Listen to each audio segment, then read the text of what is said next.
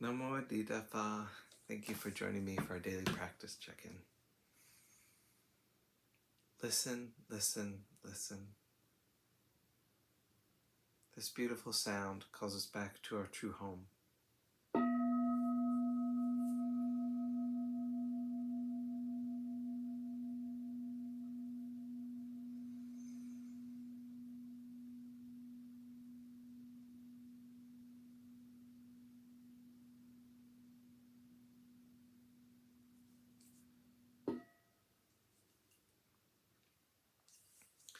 The second mindfulness training.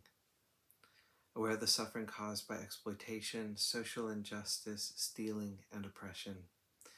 I vow to cultivate loving kindness and learn ways to work for the well-being of people, animals, plants, and minerals. I will practice generosity by sharing my time, energy, and material resources with those who are in real need. I'm determined not to steal and not to possess anything that should belong to others. I will respect the property of others, but I will prevent others from profiting from human suffering or the suffering of other species on earth.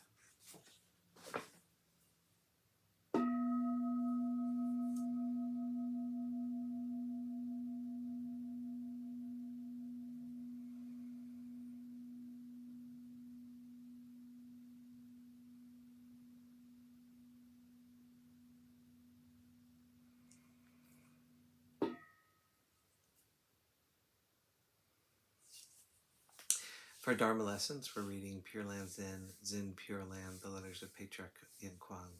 And today we're finishing up letter 9. Both of you still have your parents at home.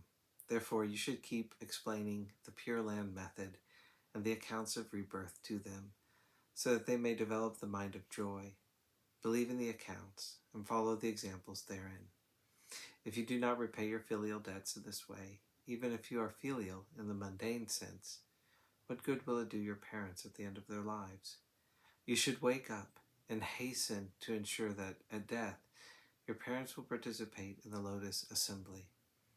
They will be then close to Amitabha Buddha and achieve the boundless self-nature of light and life. The sufferings of the Saha world are endless. Even in time of peace, sentient beings are jostling one another in an atmosphere of sorrow and affliction. However, because they've endured it for so long, they've grown accustomed to it and are no longer aware of it. In China recently, insurrection and strife have become daily events. The sufferings of the people are beyond description. Abroad, a great war has been waging for 3 years, with casualties already legion. The world conflict goes on with no end in sight.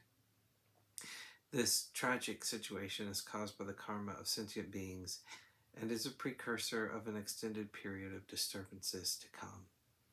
It's truly frightening to think of the sufferings of the future.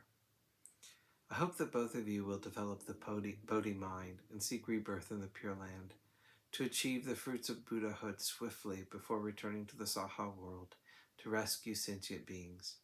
The sutras teach, Bodhisattvas fear causes, sentient beings fear effects and results.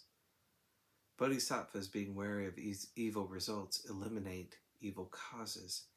Sentient beings all too often vie to create evil causes and then have to endure evil results. When enduring suffering, they do not know enough to practice repentance, but create more evil karma in the hope of escaping retribution. Thus, injustice and retribution follow upon one another continuously without end. It is so pitiful and frightening to think about it. Knowing this truth, those who do not seek rebirth in the Pure-Land are not yet truly among the wise.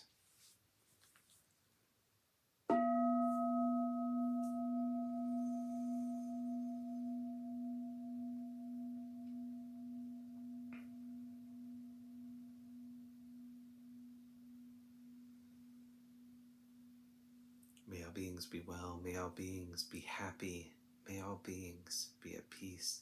Sadhu, sadhu, sadhu.